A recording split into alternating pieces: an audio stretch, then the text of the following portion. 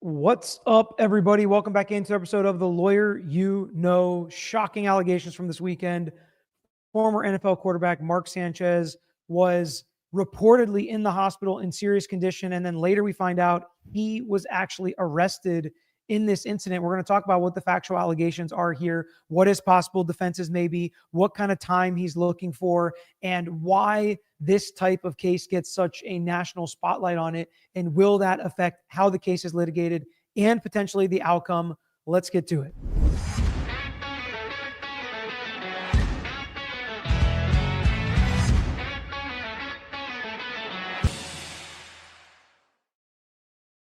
So it's not every day that an NFL star, former star, if you want to call him that. I know people have their feelings about Mark Sanchez, but it's pretty wild that he's in Indianapolis to call an NFL football game, and these reports start trickling out.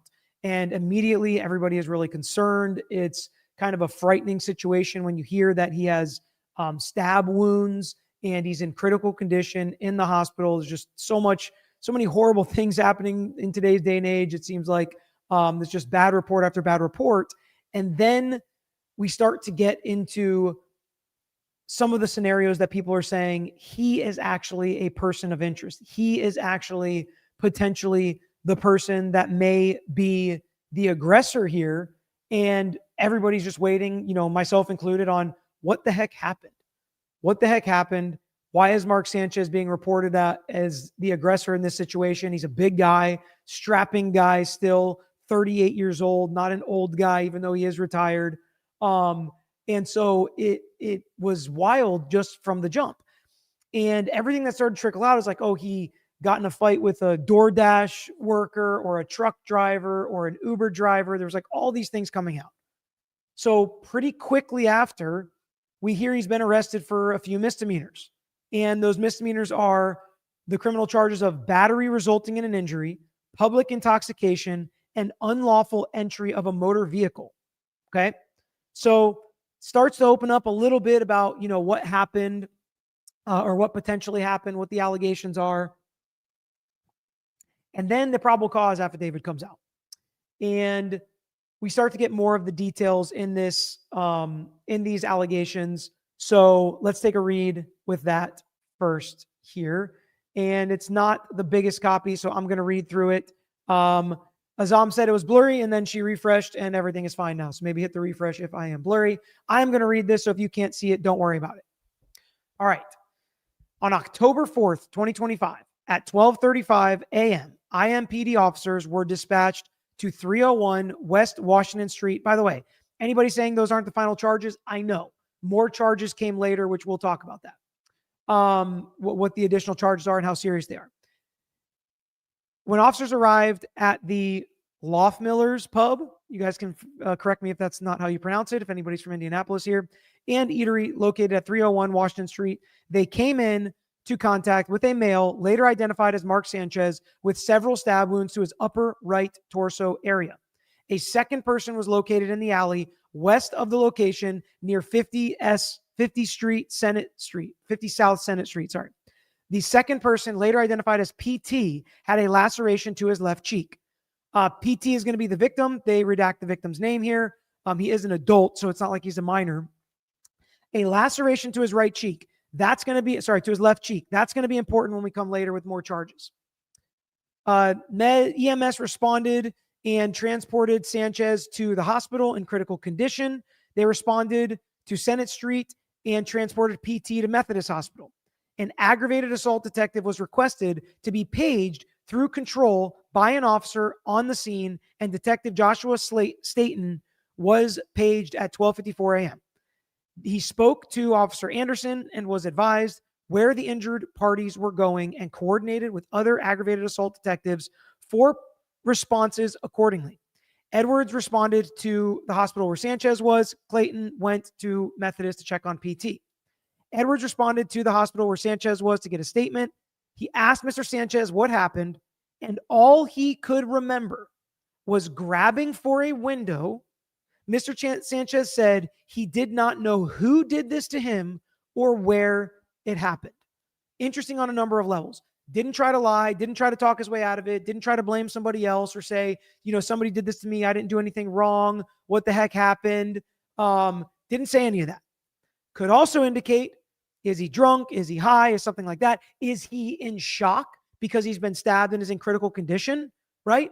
So there's a lot of different things going on as far as what he said.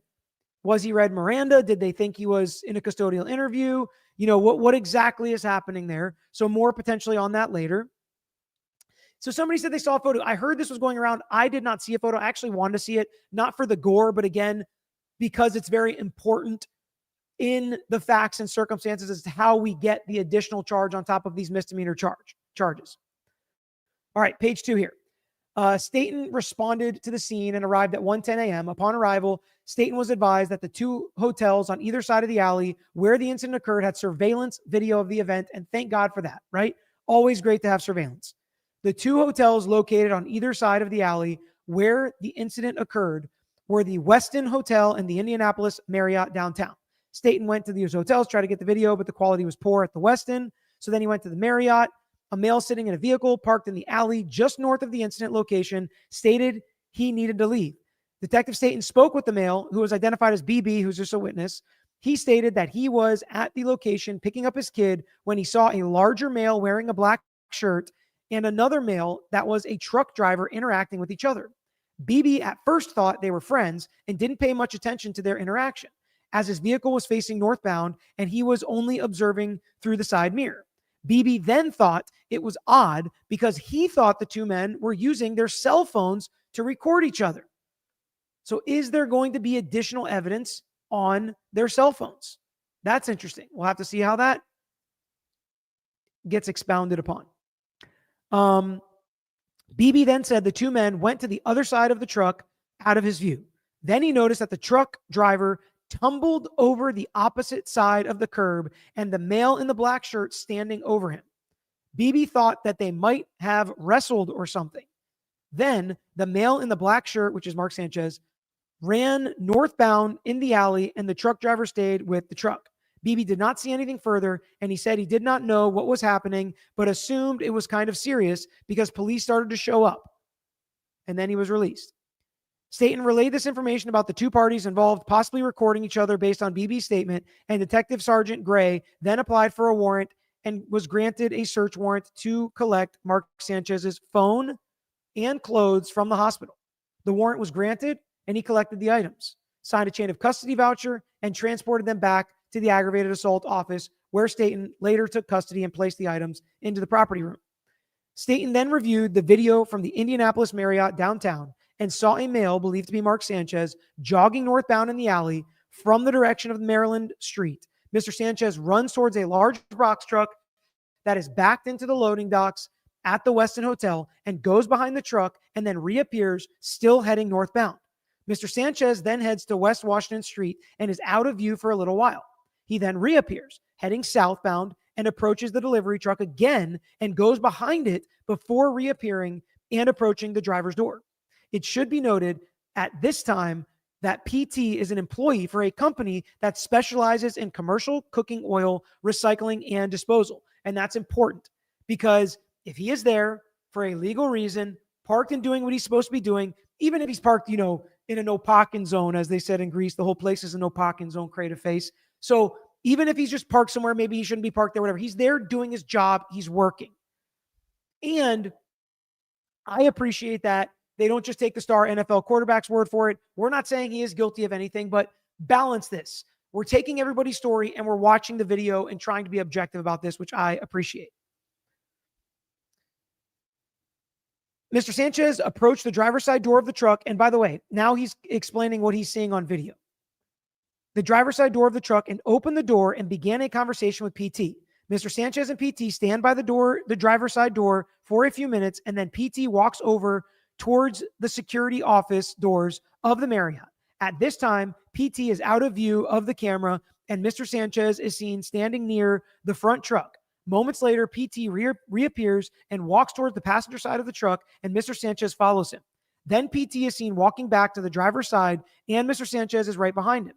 The two appear to have an interaction at the driver's side door, and then PT walks back towards the front of the truck. Mr. Sanchez is following him again, and PT is seen walking backwards away from Mr. Sanchez. PT and Mr. Sanchez are now seen moving around the front area of the truck. And then PT darts towards the driver's side again. Mr. Sanchez is seen running after PT, and the video shows Mr. Sanchez grabbing and throwing PT towards the wall of the Westin. It appears the two men are now fighting between the large metal green dumpster and the truck. The fight continues up against the dumpster, and then as a vehicle is driving southbound in the alley, the two men continue fighting and are now moving out towards the middle of the alley. Mr. Sanchez is then seen throwing PT to the ground on the western side of the alley just as the car passes. PT stands up from the ground, and Mr. Sanchez is seen standing there for a brief moment before turning and running northbound toward West Washington Street. Detective Staten took a statement from PT on October 4th, 2025. So now we're going to go talk to PT. We see the video. We've talked to Sanchez. Sanchez basically gave us nothing. I'm talking about us, we, as if we're the cops, right? Sanchez gave us nothing. We're doing an objective investigation. I don't know if anybody knows it's Mark Sanchez at this point or who he is. I would assume at least some of the cops or somebody involved is like, yo, that's like Mark Sanchez. I don't know if you guys know who Mark Sanchez is. Myself, pretty big football fan. He's not Tom Brady, right? But big time USC quarterback, made the playoffs with the Jets against the Tom Brady Patriots. I'm sure all of my New England and Boston people in here know exactly who Mark Sanchez is.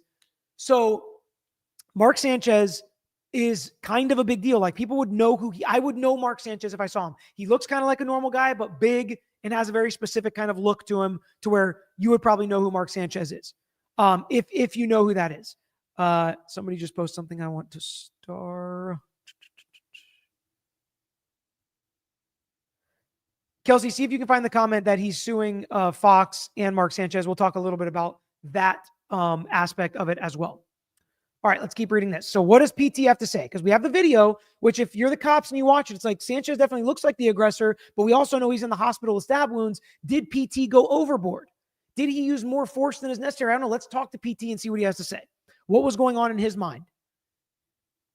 PT's statement closely matches the video Detective Staten watched from the Marriott. So that's the first sentence when describing what PT had to say.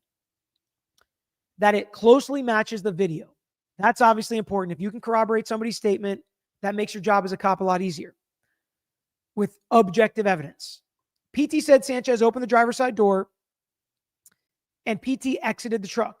Sanchez and PT had a conversation where Sanchez told PT that he could not be there at the loading dock and that Sanchez, had spoken to the manager of the hotel. PT did not have his hearing aids in because his truck is very loud when he is exchanging the frying oil for the hotel. So he had to lean in close to Sanchez to hear him. It just makes me feel bad for him. 69-year-old guy that doesn't hear well.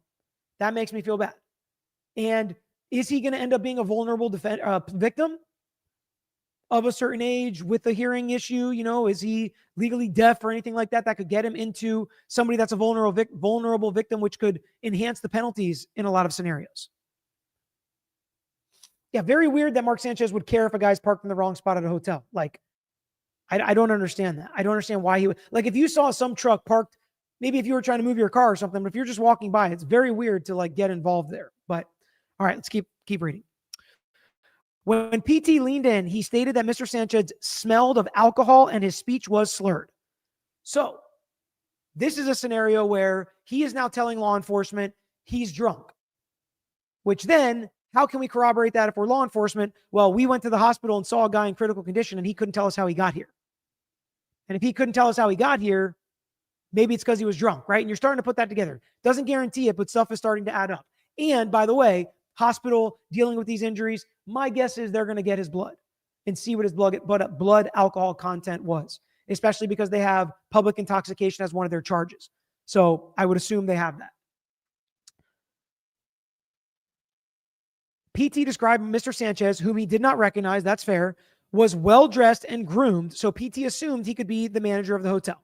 So just some 69-year-old truck driver in Indianapolis didn't recognize Mark Sanchez at night while he's doing his job, right? And he assumed maybe he was even the manager of the hotel. Sanchez then climbed up into the cab of the truck, which is the unlawful entry into a vehicle, and leaned over the driver's seat and looked in towards the middle area between the seats. PT told Mr. Sanchez that he was not allowed to be inside the truck, and Mr. Sanchez came down. Mr. Sanchez kept repeating that he had spoken to the manager and they did not want PT to do that, replace the frying oil. Mr. Sanchez then tried to get into let me pull up here. Next page.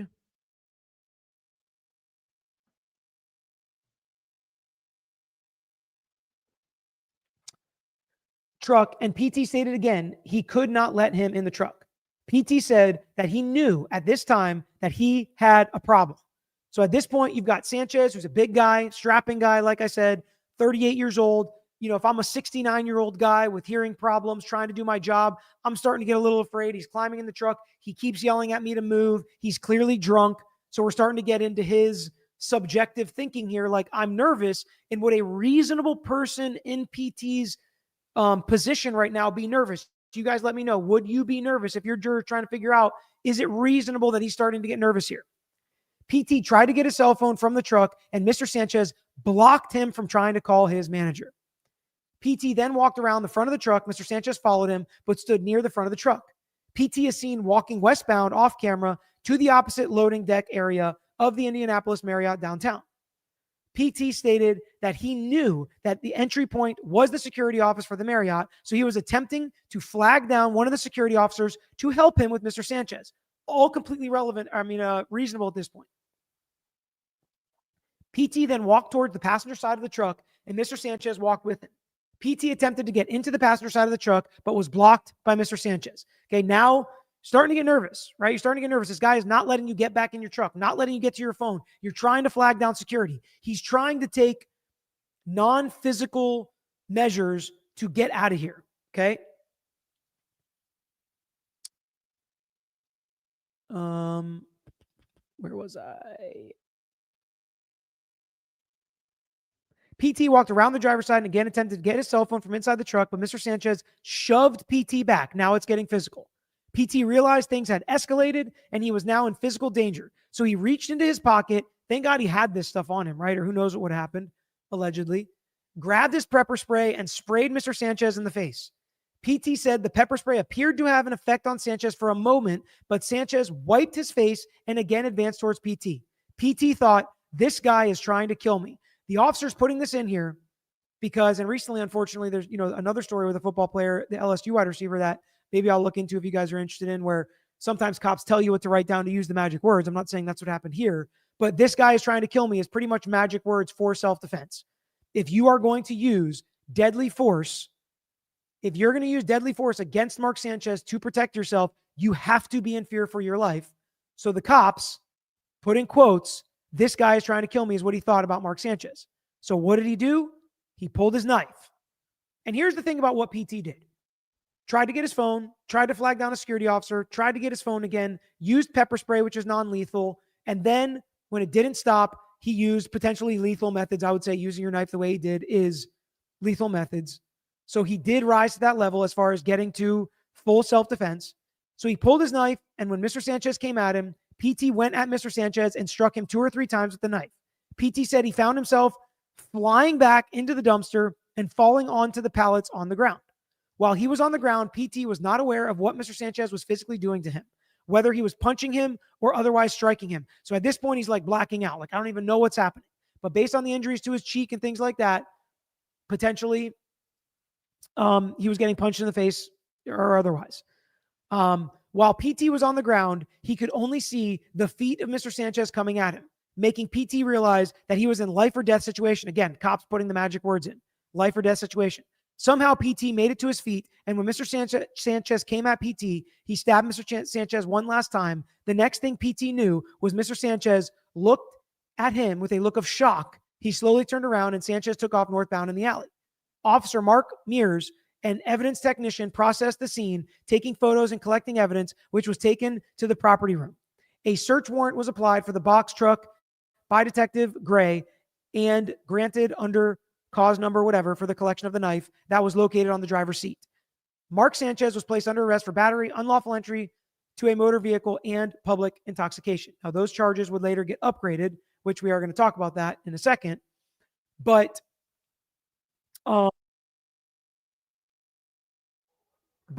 oops, hold on, save this.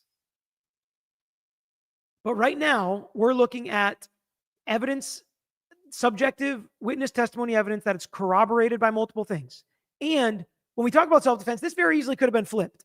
And PT could have gotten arrested for aggravated battery, aggravated assault with a deadly weapon, and could be having to prove that he acted in self-defense. But the videotapes helped a lot.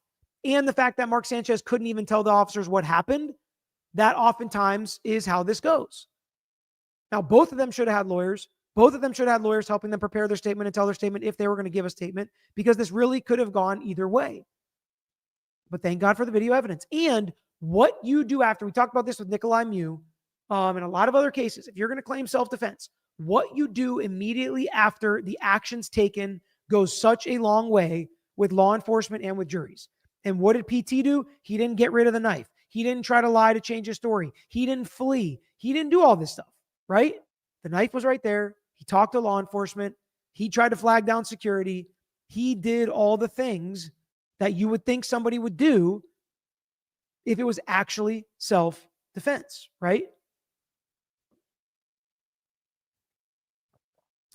So then another video comes out, and I'm sure stuff is still trickling out, and you guys have probably seen things that I haven't seen. But this was something that I'm going to play with no video just because we don't necessarily need any commentary, but just to show us kind of this is Mark Sanchez stumbling kind of through the alley, and you can't really see it, but there's like discoloration on the right side of his body, and he's kind of holding the right side of his body that's bleeding from the stab wounds. Okay? And so he's in bad shape. He's in bad shape, and I will say very easily could be stumbling from the stab wound itself, right? Obviously, or he could be stumbling if he's intoxicated. So all of that is going to be something that is going to be fleshed out in court. And yeah, very critical condition. I think he's still in critical condition. I think he may be stable at this point. But eventually, they upgrade the charge. So instead of a bunch of misdemeanors, they upgrade it to what they call in Indiana a level 5 felony, which is a felony charge of battery resulting in a serious violent injury. So how do we get coming with a serious violent injury? The cheek injury to the victim, any other injuries from being thrown around on the rest of his body, there are pictures, there is evidence for them to prove, at least they believe, right? Prosecutors at this point, that they can prove a level 5 felony.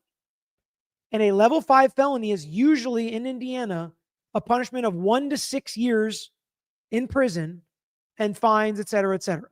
Misdemeanors are usually less than 1 year. So much, much more serious. Much more serious. And I can try to see real quick. I don't know if we want to show the pictures, but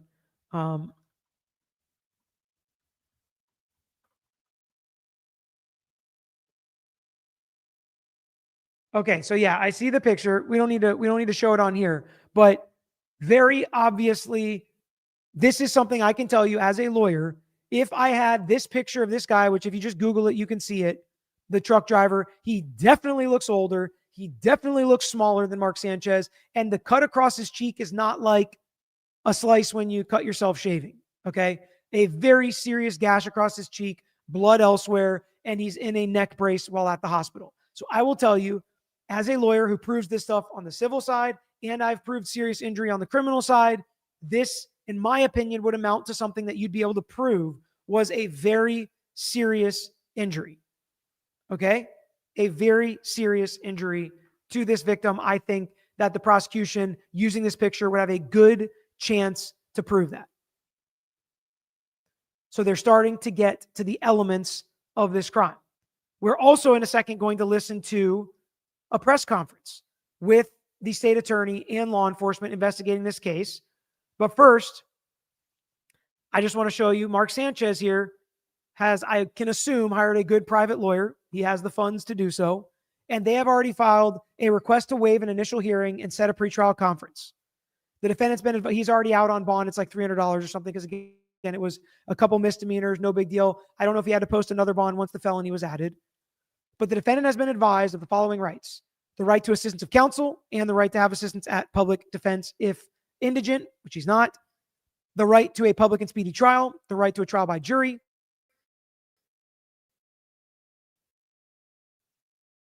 if requested, the right to require the state to prove the criminal charges beyond a reasonable doubt, the right to see, hear, and cross-examine all witnesses and evidence called by the state, the right against self-incrimination, the right to compel witnesses to attend and testify on the defendant's behalf, and the right to appeal if convicted after trial. Mr. Sanchez has been advised by counsel to the nature of the charges filed and the possible penalties. Upon acceptance and this waiver, the court will enter a plea of not guilty, which will commence the running of certain deadlines within the next 10 days. Sanchez also requests this matter be set for a pretrial conference, and Sanchez has been advised that he shall be required to appear in a pretrial setting. So he's going to have to come back to Indiana for his pretrial, which I believe has been set for November 4th. So about a month from now, which is very normal timing for a pretrial set. Yeah, he's been released. I don't know why he's been released. I forgot that. But yeah, thank you, chat. Chat's always great to keep us honest here. So a felony and 3 misdemeanors, probably has a lawyer. We're going to listen to the press conference now. And then, actually, let me answer some questions first. Everybody hit the like button. Please hit that like button if you haven't already. I should have said that earlier. Let's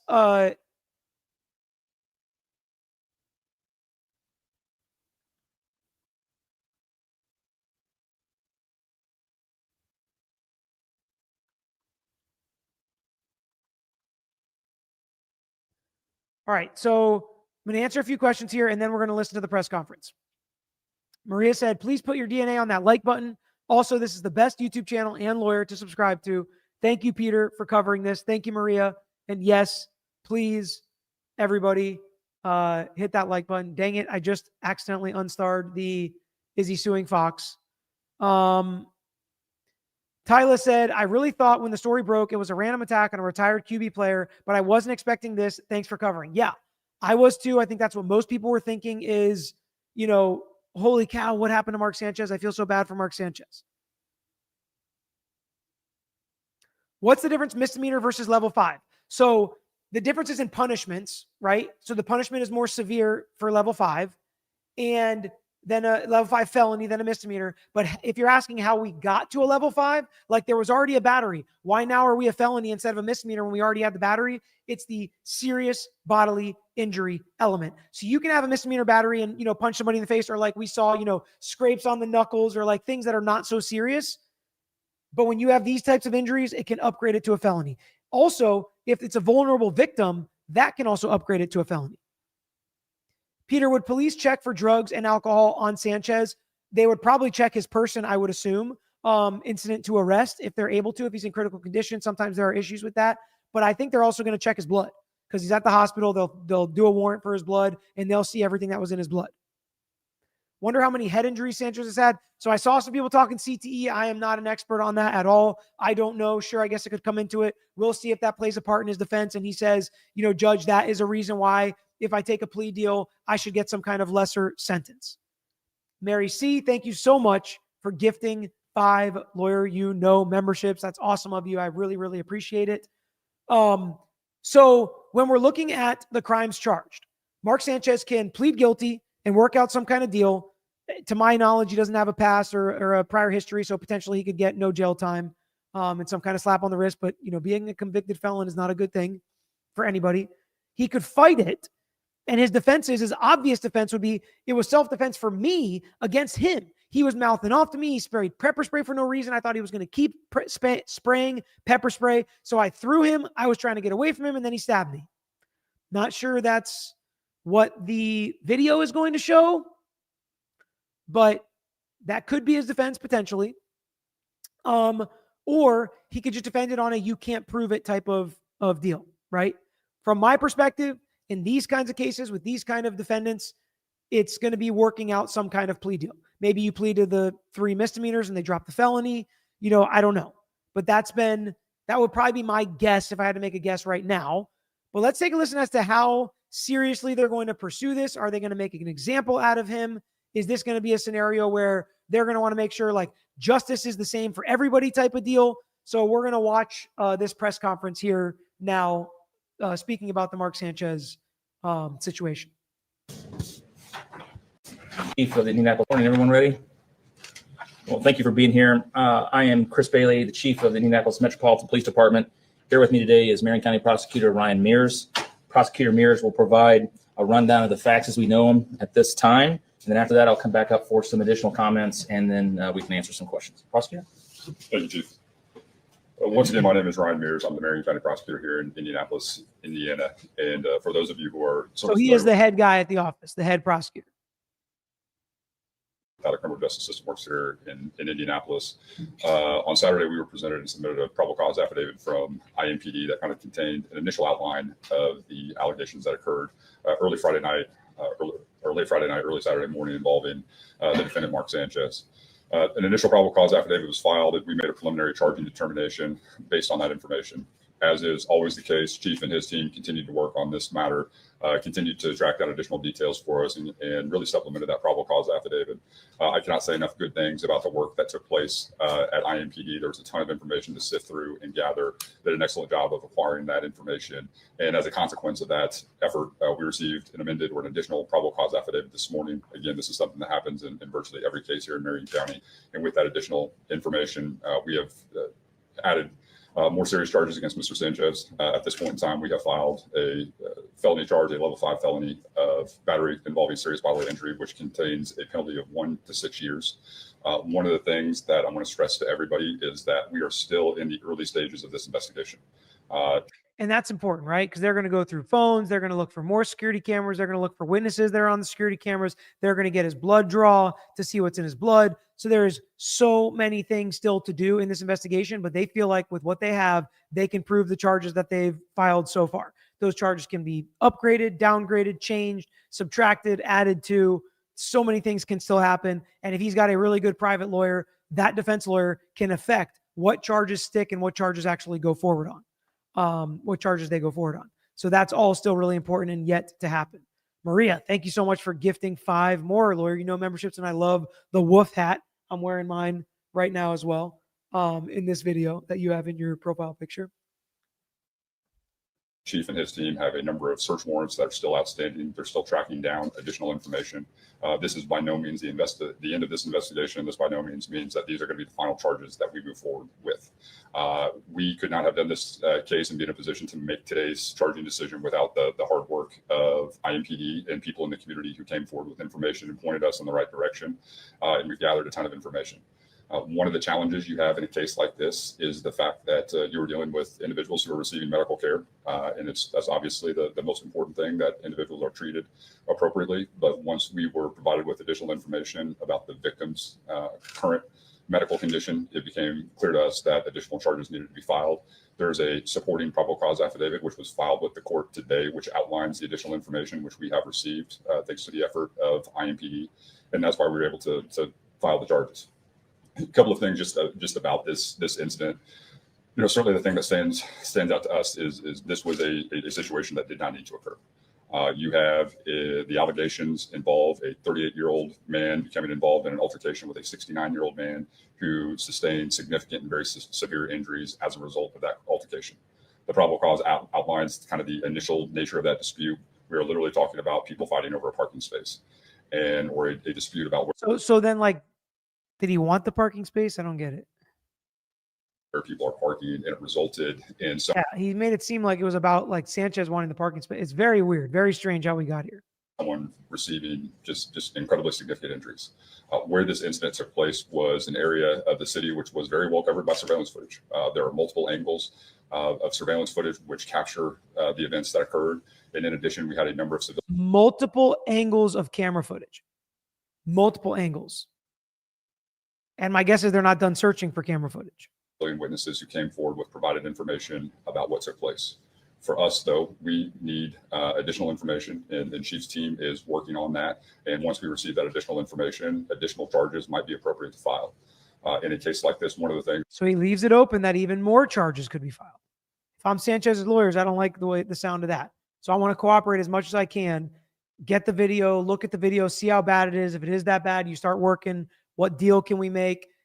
How can we spin this? How can he take responsibility? How can he overcome it? How can he do some good with it? How can he build some goodwill with the victim? Because here's the thing, like, you're Mark Sanchez. You can build a lot of goodwill with the victim. There's going to be civil suits and things like that, which we're going to talk about after this press conference, but you can still do a lot of good. You have opportunities as a famous quarterback and commentator that a lot of people don't have, and access to do a lot of community service that us regular people wouldn't necessarily have. And you should absolutely do that. that you are considering is where people are coming from, where were people going, what were they doing?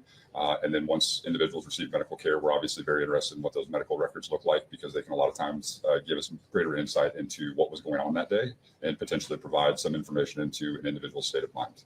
And so with that, I'll turn it over to Chief Bailey.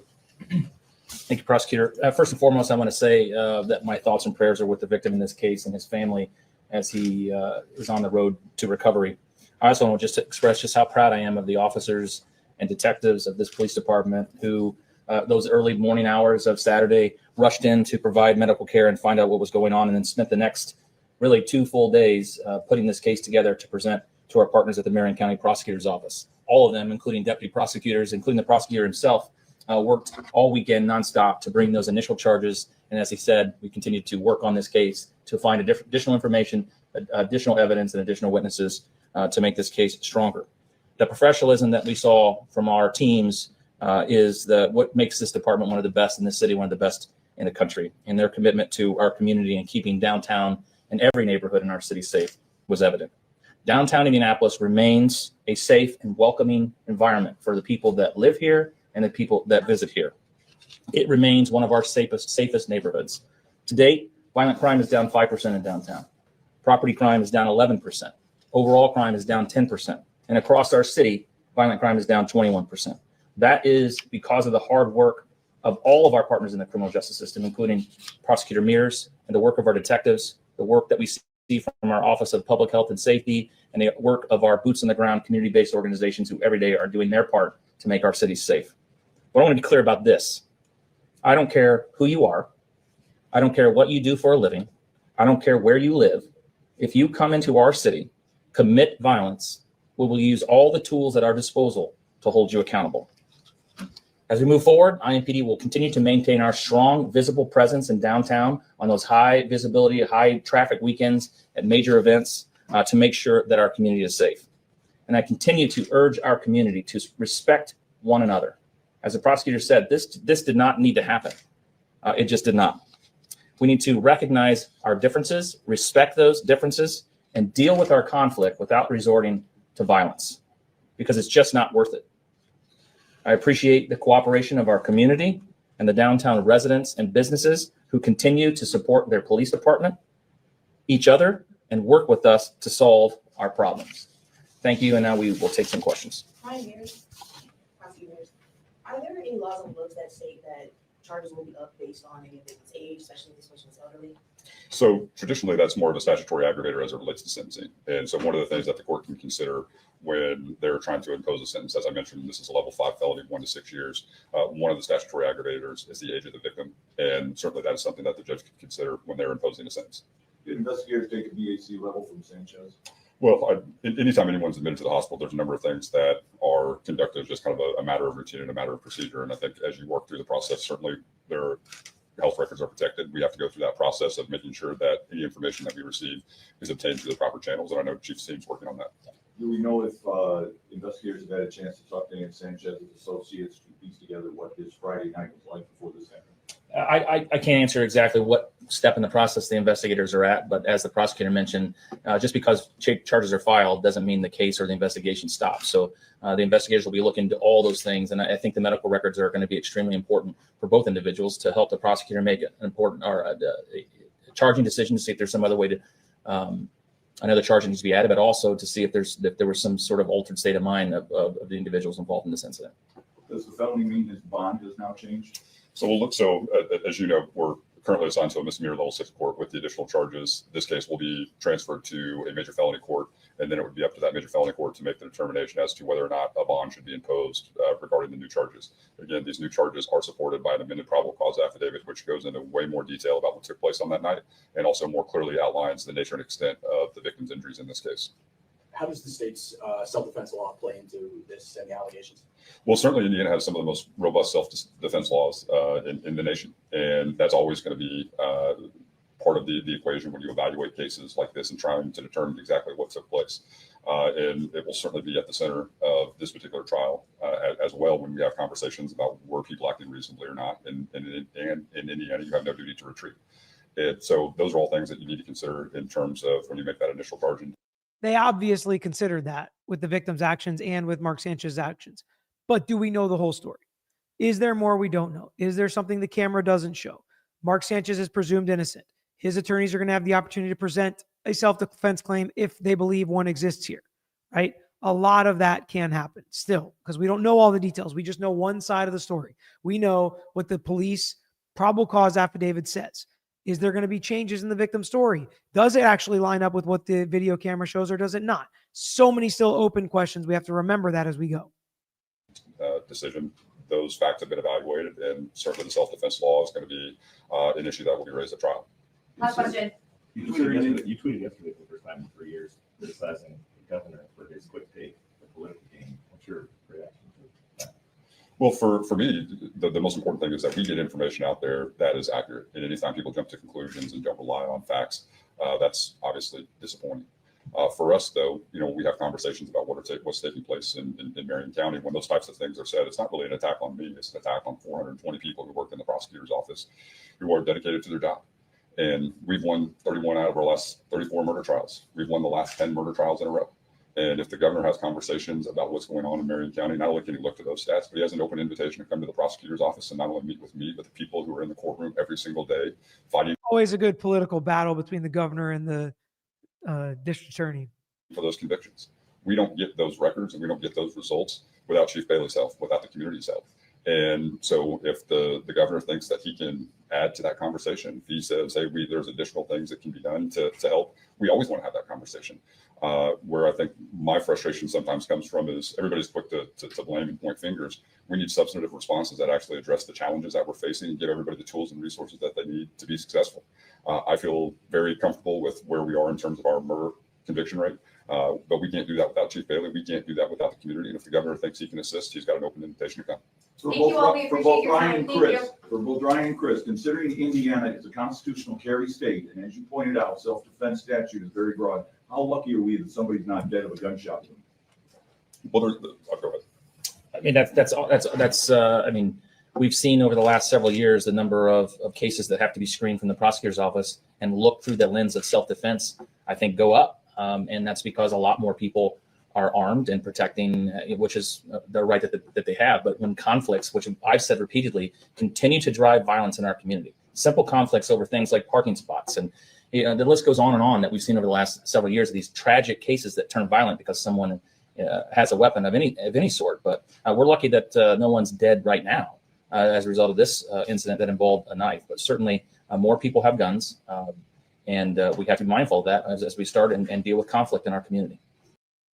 And that's a really important word. And I will say, as lawyers, we really deal with it differently. Obviously, even if you use deadly force like what he did in this case, and make no mistake about it, the victim, who right now is the alleged victim, did use deadly force with his knife. People are asking where the knife came from. Ashley asked it. Somebody else asked it. It says he took it from his pocket. So he had pepper spray and a knife. So it did not result in a death. Thank God. This case, death is different. The case would be looked at differently if it did, and the scrutiny may be different. Maybe the result wouldn't be. Obviously, there wouldn't be, charging a dead person, but very different set of circumstances. My cat's name is Karen said, Peter, would you suggest he plead guilty? Absolutely not. I have no clue. I don't know enough about the case to ever be able to make this decision for somebody that's not my client. If he pleads guilty, I think there is so much that he can do to help his sentence and make it end up being no jail time. Like, even if you're not Mark Sanchez, because everybody's going to say rich guy, getting off, famous person, this is our justice system. Very normal people that have hired us for cases very similar to this with no criminal history. If you do the right things, you can end up with a very good deal to give you a second chance. Because if this is your worst moment ever in your life, right? Usually, if it's something like this and this was the result, you don't send somebody to prison for 6 years. And the make it right and the things that you can do, so much of it has to do with the victim himself. What are you doing for the victim? What are you doing for restitution? What are you doing to make that right? What are you doing to make the streets here safer? What are you doing to better yourself? Is there alcohol issues? Are there CTE issues? Whatever, right? That's what you really have to look at: rehabilitating your image, fixing what you did, making the wrong right as much as you can, which is a perfect segue into the potential civil litigation here. Michael said public perception is going to be entitled rich former QB assaults elderly working man. I don't know if it's going to be or it already is that, right? It feels a little like it already is going down that road. And that can be something that's really bad for Mark Sanchez. And if a lawsuit is filed civilly, that's going to make it even worse, right? So if he is going to plead guilty, and I'd have a lot of conversations with him if he's my client, like, what are you going to do? Because the sooner we jump on this, the better. If we're going to fight it, we've got to fight it certain ways. If we're not going to fight it, let's try to bring the victim in. Let's talk about these civil claims. Let's see if we can get it settled. If you can get it settled, make it part of your accepting of responsibility and tell the judge, I'm responsible. I did this. I paid him. I made it right. Maybe as part of this, he'll come and testify that, like, Mark Sanchez made it right. I appreciate it. He's doing stuff for my hometown, my charity, whatever, right? You can be very creative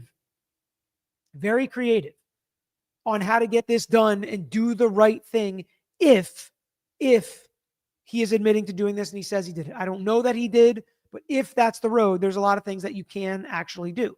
So let's talk about some different places that they can sue. Number one is Mark Sanchez himself. Personally, if he is the bad actor, you can sue somebody personally here. Many times people don't get sued personally because they don't have enough money to pay a verdict, and you spend all this money going and getting $1 million verdict against them, and they don't have any money, so you're out $50,000, $100,000, however much you spent to get that piece of paper that said he owes you $1 million. Well, Mark Sanchez can write that check.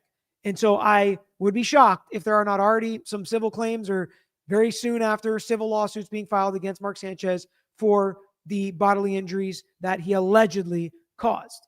Because if Mark Sanchez says self-defense in the criminal case, self-defense can also work in the civil case as well. If there is a real civil self-defense claim there for Mark Sanchez. Would it be reasonable that he's scared of this guy that's 69 years old? If he had a knife, I think he could be, right?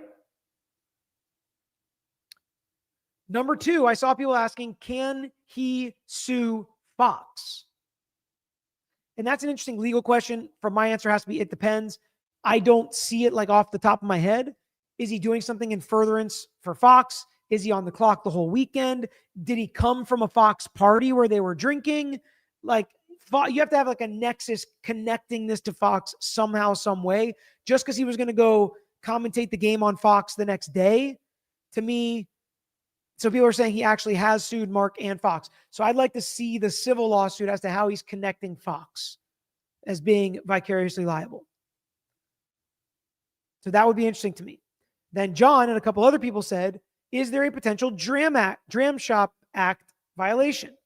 So most people think of Dram Shop Act as car accident, right? Somebody's drinking, you overserve them. Either they're a minor, in some states they have to be a minor, or in other states that they were visibly and obviously intoxicated and you continue to serve them drinks.